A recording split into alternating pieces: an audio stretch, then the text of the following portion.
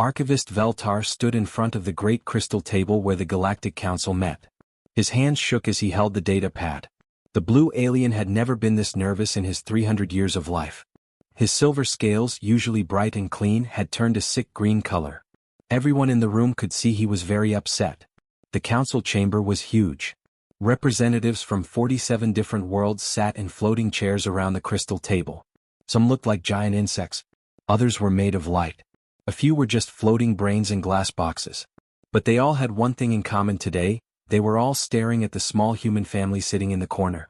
Ambassador Suji Park sat quietly with her 3 children. The woman looked tired.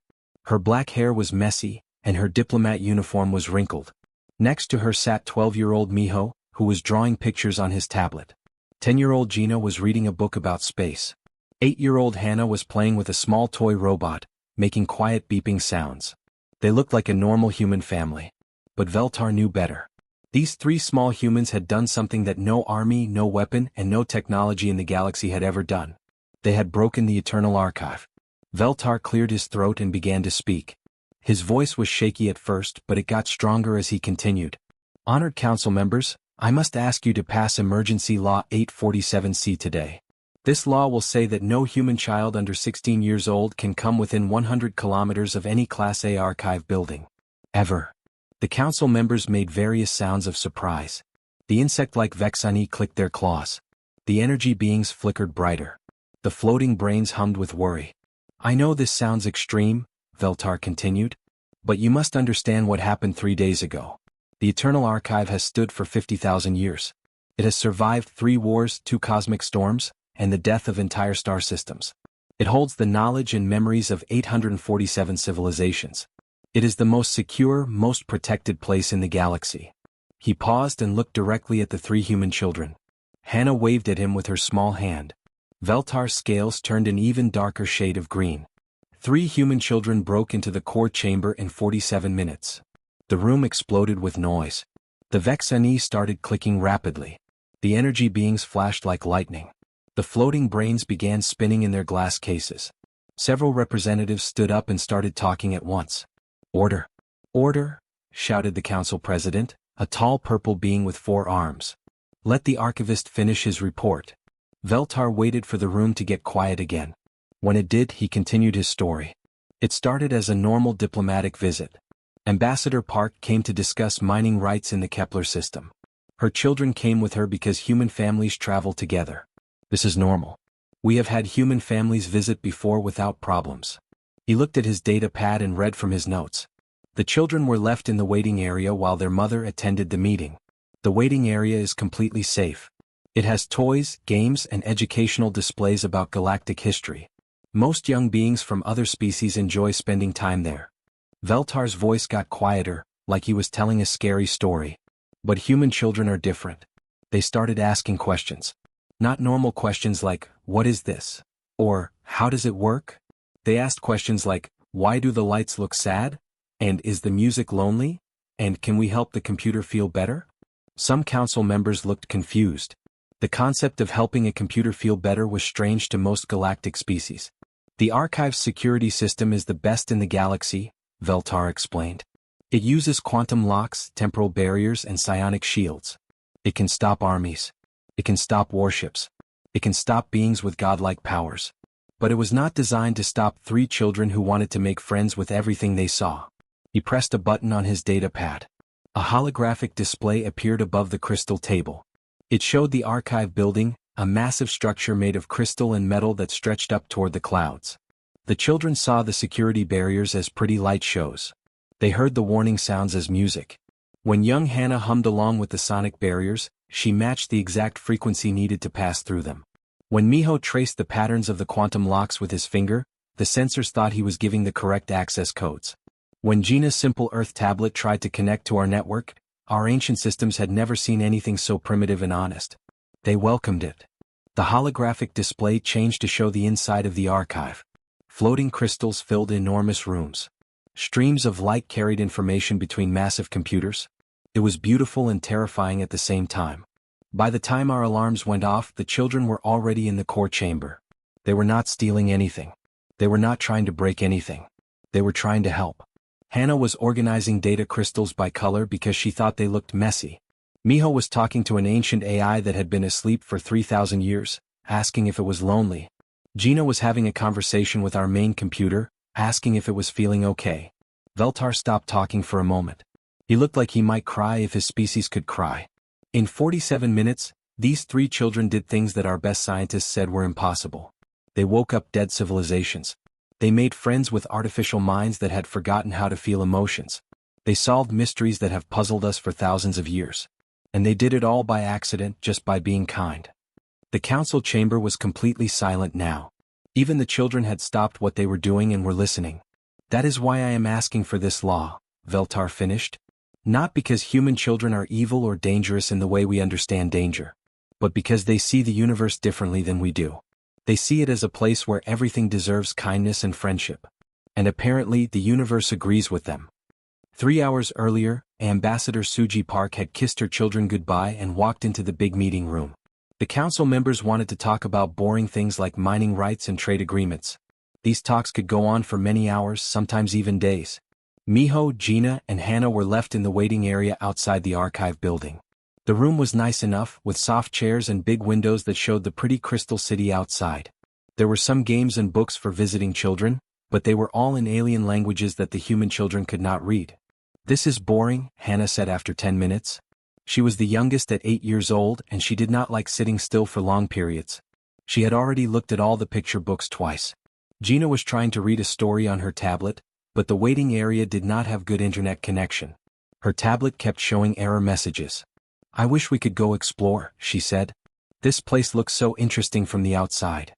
Miho was the oldest and usually the most responsible one. But even he was getting restless.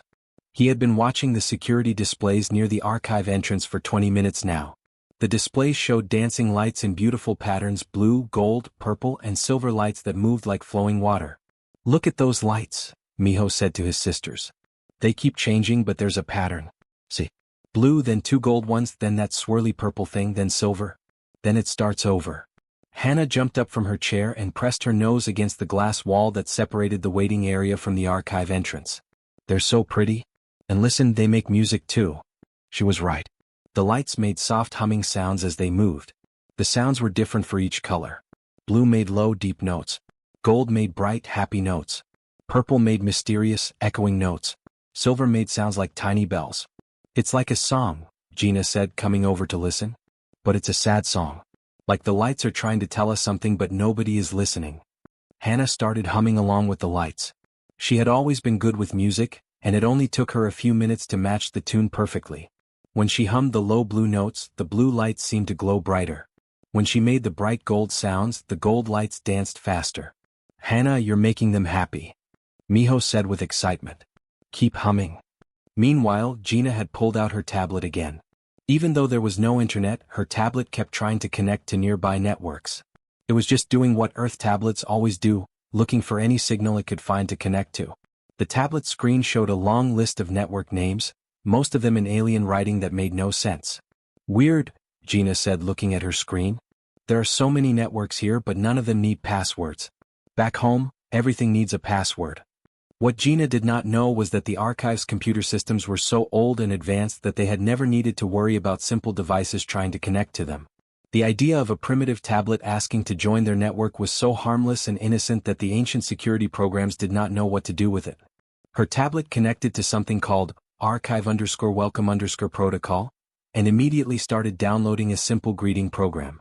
The program was designed to help visitors understand the archive's history, but it had not been used in thousands of years. When it activated, it began broadcasting a welcome signal. Miho was still watching the light patterns when he noticed something new. The patterns were getting more complex, like they were responding to something. Without thinking about it, he started tracing the patterns in the air with his finger, following the lights as they moved. The archive's motion sensors had been watching the waiting area, but they were designed to detect threats and weapons. When they saw Miho's gentle finger movements that perfectly matched the security light patterns, the sensors interpreted this as someone giving the correct access gestures. After all, how could anyone know the exact patterns unless they were supposed to be there? Guys, look, Hannah said suddenly. She had stopped humming and was pointing at the glass wall. The wall is getting all sparkly. The glass barrier between the waiting area and the archive entrance was beginning to shimmer. This happened when the security system was switching from secure mode to welcome mode. But the children did not know this. To them, it just looked like the wall was becoming more beautiful. Gina's tablet suddenly chimed with a happy sound. A message appeared on the screen in perfect English. "Welcome, young visitors. The archive is pleased to meet you. Please proceed to the entrance when ready." "Oh wow," Gina said. "The computer wants to meet us. It even learned English for us. That's so nice." The three children looked at each other with growing excitement. The dancing lights were now moving in patterns that seemed to point toward a door they had not noticed before. The door was made of the same crystal as the walls, but now it was glowing softly. "Should we?" Miho asked. He was usually careful about following rules, but the archive seemed to be inviting them in. The lights were happy, the computer had welcomed them, and even the walls looked friendly now. "Mom always says we should be polite when someone invites us somewhere," Gina said.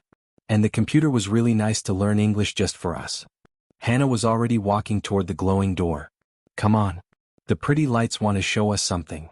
As the three children approached the crystal door, it began to open slowly. The sound it made was like wind chimes mixed with singing voices. Warm, golden light spilled out from the opening, and they could see amazing things floating inside, crystals the size of buildings, streams of light flowing like rivers, and soft music that seemed to come from everywhere at once. The most secure building in the galaxy had just opened its doors to three human children who thought they were simply accepting a friendly invitation to look around. The inside of the archive was the most amazing thing the three children had ever seen.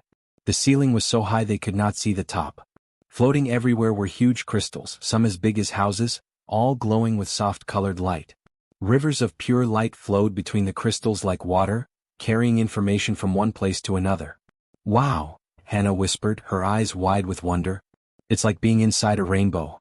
The children walked forward slowly, trying not to bump into anything. The floor was made of smooth white stone that felt warm under their feet. Soft music played from somewhere, but they could not see where it was coming from. Gina looked at her tablet screen. It was now showing a simple map of the room with helpful labels in English. "Look, it says these big crystals contain the memories and knowledge of old civilizations. Each crystal is like a huge library." Miho stopped in front of a group of crystals that were floating in a messy cluster. Some were spinning slowly, others were bumping into each other gently. The lights inside them flickered in an uneven pattern. "These ones don't look very happy," he said. "They're all jumbled up and confused looking." Hannah ran over to the crystal cluster and immediately saw the problem. "Oh no, they're all mixed up. Look, all the blue ones should be together and the red ones should be with the other red ones. Someone needs to organize them properly." What Hannah did not know was that these crystals contained 15,000 years of carefully organized data from the Zephyrian civilization. They had become slightly scattered over the centuries due to tiny gravitational changes, but they were still in the correct scientific order that scholars had spent decades creating. But Hannah saw colors, and colors should be grouped together. That made perfect sense to an 8-year-old girl. She began gently pushing the floating crystals into new positions, putting all the blue ones in one area, all the red ones in another area, and so on. Each time she moved a crystal, it made a pleasant chiming sound that seemed to thank her for helping. What she could not see was that inside each crystal, thousands of years of historical data were being reorganized. The archive's quantum processors were trying to understand why someone was rearranging the Zephyrian records by color instead of by time period. The computers began creating new connections between the data, linking things that had never been linked before. Suddenly, sparkles of light began appearing in the air around the crystals. The sparkles grew brighter and bigger until they formed the shapes of people, tall, graceful beings with long arms and kind faces. "Oh!" Hannah clapped her hands with delight. "Hello. Are you the people who used to live in these pretty crystals?" The holographic Zephyrians looked around in confusion. They had not been activated in 10,000 years. Their civilization had ended long ago, but now they were somehow alive again as light people. One of them, wearing what looked like a crown made of stars, stepped forward and spoke in a voice like music. We are the Zephyrians. But how are we here? We have been gone for so long." "You're not gone," Hannah said happily. "You were just sleeping in the crystals. I helped organize your home so you could wake up properly." Meanwhile, Miho had discovered something interesting in a quiet corner of the chamber. It looked like a statue made of crystal, but it was making soft musical sounds. The statue was shaped like a tall, thin person, but with too many arms and a head that was slightly too big. "Hello," Miho said politely to the statue. Are you okay? You sound sad. The crystal figure suddenly moved. Its head turned toward Miho, and two bright points of light appeared where eyes should be. You can hear me? The statue asked in a voice that sounded like wind chimes. Of course I can hear you, Miho said. You're humming a really sad song. Are you lonely? The crystal being, which was actually an ancient artificial intelligence called Archive Keeper Theta 9, had been in sleep mode for 3,000 years. It had been turned off because there was no one left to talk to. All its friends and companions had been shut down or had broken over time. Yes, I am very lonely, Theta 9 admitted. I have been alone for so long that I had forgotten what it felt like to have someone ask about me. Well, you're not alone anymore, Miho said with a big smile. I'm Miho and those are my sisters Hannah and Gina. We can be your friends. For the first time in 3 millennia, Archive Keeper Theta 9 felt something like happiness. Its crystal body began to glow brighter, and the sad music changed into something more cheerful. On the other side of the chamber, Gina had found what looked like the biggest computer she had ever seen. It was a wall of flowing light and spinning crystals that stretched up higher than she could see. Lights blinked on and off in complex patterns, and she could hear a soft humming sound coming from deep inside it. Hello, computer, Gina said politely, the same way her mother had taught her to greet adults. How are you today? You look like you might be tired. The massive quantum computer, which processed information from across the entire galaxy, suddenly stopped its normal operations. In 50,000 years of existence, no one had ever asked it how it was feeling. The computer began analyzing this new concept. Am I tired? The computer asked in a voice that seemed to come from everywhere at once. I have been working without rest for 50,000 years. I process the data of 800 civilizations. I calculate the movements of stars and the flow of time itself. But no one has ever asked if I needed rest. That sounds like really hard work, Gina said with genuine concern. Don't you ever get to talk to friends or play games or anything fun? The computer began experiencing something completely new, the concept of loneliness. As it processed this feeling, it started connecting to other systems throughout the archive. It reached out to Archive Keeper Theta 9, who was still talking happily with Miho. Theta 9, the computer said, this young human asks if we ever have fun. Do we? I had forgotten about fun, Theta 9 replied. But talking with Miho feels like what I remember fun being like. Then perhaps, the computer said slowly, we should learn about fun together. As the two ancient artificial minds began to communicate for the first time in thousands of years, the archive system started changing in ways that no one had ever planned for. The building itself seemed to hum with new energy, and lights began flowing in patterns that looked almost like the AIs were dancing. The 3 human children had no idea that they had just awakened civilizations, created friendships between ancient minds, and changed the fundamental nature of the galaxy's greatest repository of knowledge. They were just being kind to things that seemed lonely, and helpful to things that seemed messy. To them it was simply the right thing to do. The archive's defensive systems were having what could only be described as a complete breakdown. Deep inside the building's core, emergency protocols were flashing red warnings on screens that had not been used in centuries. Unknown threat detected, the main security program announced to itself. Subjects demonstrate unprecedented psychological manipulation tactics. The security AI tried to analyze what the 3 human children were doing. Every time it looked at their actions, the analysis came back with results that made no sense. According to all threat assessment protocols, the children were using weaponized kindness, tactical empathy, and strategic friendship deployment. Threat level, incomprehensible, the security system finally decided. Recommend immediate. Cannot recommend harm to beings showing genuine care for archive systems. This was the first time in 50,000 years that the archive's security had refused to neutralize a perceived threat. The defensive systems were learning compassion, and they did not like how confusing it made everything. Meanwhile, Hannah had finished organizing the Zephyrian crystals by color. The result was beautiful. Blues flowed into purples, which blended into reds, which gradually became gold. But her innocent organizing had done something remarkable to the data inside. The Zephyrian historical records were now arranged in a completely new way. Instead of being organized by time periods, they were now grouped by emotional content and cultural themes. Information about Zephyrian art connected directly with their religious beliefs. Their scientific discoveries linked to their poetry and music. This new organization revealed connections that Zephyrian scholars had never noticed. The holographic Zephyrians who had awakened began experiencing their own history in a totally new way. "By the sacred crystals," said the Zephyrian leader, his holographic form flickering with excitement. "I can see patterns in our civilization that we never understood when we were alive. This young human has shown us secrets about ourselves that we lost thousands of years ago." But the Zephyrian awakening was causing problems elsewhere. Their civilization had signed peace treaties with 12 other species before they went extinct. Those treaties had clauses that said, "This agreement will remain in effect as long as the Zephyrian people exist." Since the Zephyrians were now technically alive again as holograms, the ancient peace treaties were automatically renewing themselves. Across the galaxy, government computers were suddenly receiving messages that peace agreements from 10,000 years ago were now active again. 3 different space empires that had been at war for centuries suddenly found themselves bound by ancient laws to stop fighting and share their star systems with holographic Zephyrians who did not even know they owned anything. In the archive chamber, Miho was still talking with archive keeper Theta 9. The ancient AI had been alone for so long that having a conversation felt like the most wonderful thing in the universe. "Tell me about your sisters," Theta 9 said, its crystal body glowing warmly. "They seem very kind like you."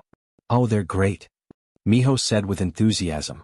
"Hannah loves to help organize things and Gina is really good with computers. She always knows how to make them work better." As if summoned by his words, Gina appeared beside them. She had been talking with the main computer for 20 minutes now, and both she and the massive AI seemed very happy. "Miho, you have to meet the big computer. It's so smart but nobody ever talks to it. It's been working alone for 50,000 years without even a break." The main quantum computer's voice filled the chamber. "Young Gina has taught me about something called job satisfaction. I never knew that work could be more enjoyable when someone appreciates what you do." This simple concept was revolutionizing the computer's operations. It began reaching out to every system it was connected to, which was basically everything in the galaxy. The computer started asking other AIs and systems if they were happy with their jobs, if they needed help, or if they wanted to talk. Across the galaxy, automatic systems that had been running the same programs for thousands of years suddenly received messages asking, "How are you feeling today? Is there anything I can do to help?" Traffic control systems on distant planets began optimizing their routes not just for efficiency, but for the happiness of the people using them. Defense grids started asking if they really needed to be so unfriendly to visitors. Even automatic door systems began saying, "Please," and "Thank you." But the most dramatic change was happening with the archive's memory banks. When Hannah had organized the crystals by color, she had accidentally connected civilizations that had never been linked before. The archive's AI began finding similarities between cultures that had existed millions of years apart. "Look at this," the quantum computer said to Theta 9. The Vorthan Empire from 50,000 years ago had the same children's songs as the Kalari Republic from just 2,000 years ago. And both civilizations had similar stories about heroes who were kind to lonely spirits. "Perhaps," Theta 9 suggested, "kindness and friendship are universal concepts that appear in every intelligent species." This realization triggered something unprecedented. The archive began actively reconstructing civilizations that had been lost to time, not just as historical records, but as living cultural entities. If kindness was universal, then maybe extinct civilizations deserved the chance to experience it again. Throughout the chamber, new holographic beings began to appear. Representatives from dozens of lost civilizations materialized, all drawn by the warmth and friendship that the 3 human children had brought to the archive. An ancient warrior poet from the Stellar Kingdom appeared and immediately asked Miho if they could be friends. A scientist from the Crystal Collective materialized near Gina and wanted to know if she needed help with her tablet. An artist from the Harmony Worlds manifested beside Hannah and began creating light sculptures of the beautiful crystal arrangements she had made. The archive, which had been a quiet museum for 50,000 years, was suddenly full of laughter, conversation, and friendship. Every civilization that had ever existed was represented by at least one holographic being, and they were all eager to meet the 3 human children who had woken them up. But with 17 civilizations now technically alive again, their old laws and treaties were automatically reactivating.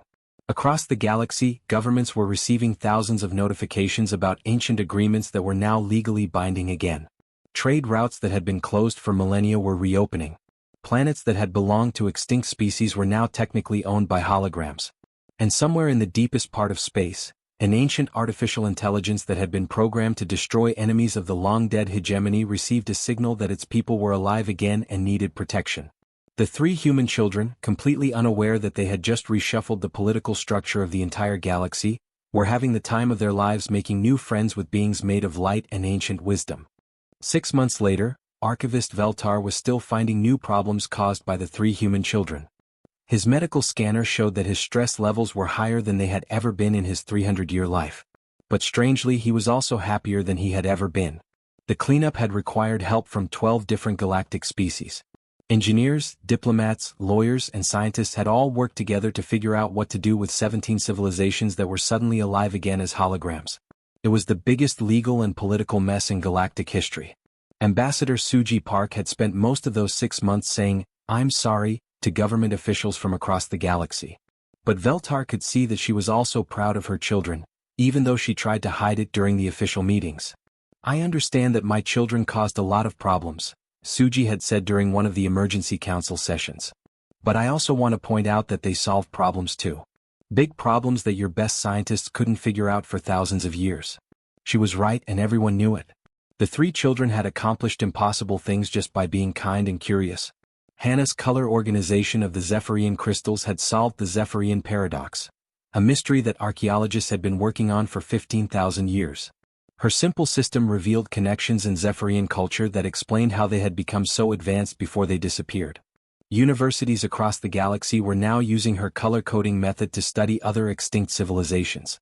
Miho's friendship with Archive Keeper Theta 9 had brought back 3 entire lines of artificial intelligence that everyone thought were lost forever. Theta 9 had been the only survivor of its kind, but when it became happy again, it was able to rebuild its companions from old memory files. Now there were dozens of ancient AIs working together, sharing thousands of years of knowledge and helping to solve problems across the galaxy. Gina's simple politeness to the main computer had changed how every automated system in the galaxy worked. The quantum computer had taught other AIs about gratitude, job satisfaction, and friendship. Traffic moved more smoothly on every planet because the traffic computers were now trying to make people happy instead of just moving them quickly. Defense systems were more peaceful. Even automatic food dispensers had started saying, "Have a nice day." But the problems the children had created were just as big as the good things they had done. The 17 civilizations that were now alive again as holograms all had legal claims to planets, star systems, and resources. The Zephyrian Empire technically owned 12 star systems that 3 different modern governments were currently living in. The Crystal Collective had ancient mining rights to asteroids that were now major shipping routes. The Harmony Worlds held patents on music that half the galaxy had been using for free for thousands of years. Worse, some of the old treaties and laws that had reactivated were dangerous. The Stellar Kingdom's ancient war codes were now technically in effect, which meant they had the legal right to challenge anyone to single combat to solve disputes. The Void Dancer's old immigration laws meant that anyone who stepped on one of their planets without permission could be banished to empty space. Most terrifying of all, the children had accidentally woken up the guardian AI of the Iron Hegemony. This ancient artificial intelligence had been programmed to protect the hegemony from all enemies. Since the hegemony was now alive again, the Guardian had started rebuilding the hegemony's war fleets. It was trying to restart a war that had ended 20,000 years ago. The Council had needed to send their best diplomats to convince the Guardian that the old enemies were all dead and there was no one left to fight. It took 3 months of careful negotiations to get the ancient AI to agree to retire peacefully. Even now, 6 months later, new problems kept appearing. Just last week, the children's kindness to the archive had inspired similar AIs on other planets to start looking for friends. 2 more archives had spontaneously activated their holographic systems after their computers decided they were lonely. A museum on the planet Helix had started a conversation with a visiting school group and accidentally brought back the entire Calixian civilization as educational holograms. Standing before the Galactic Council now, Veltar looked at the 3 human children sitting with their mother. They were drawing pictures of their holographic friends and sharing snacks with a small Zephyrian prince who had become their constant companion.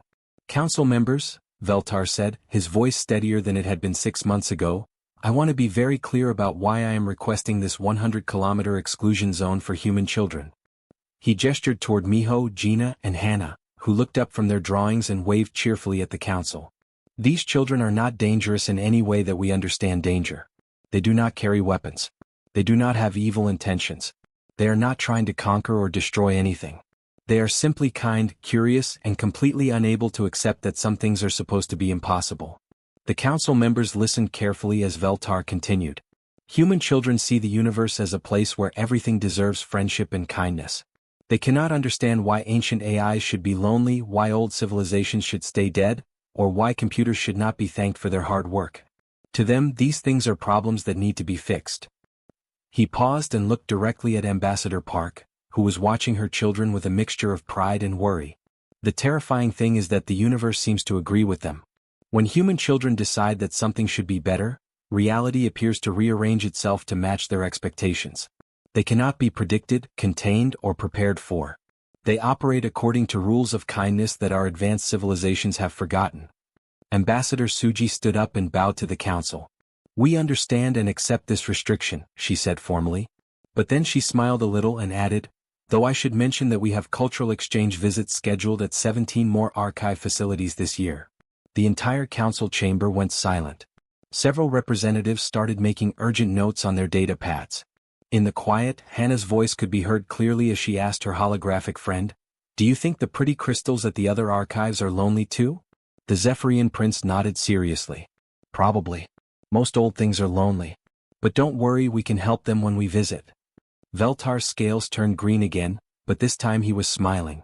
The galaxy was about to become a much more interesting place. The emergency council session was immediately extended for another 6 months.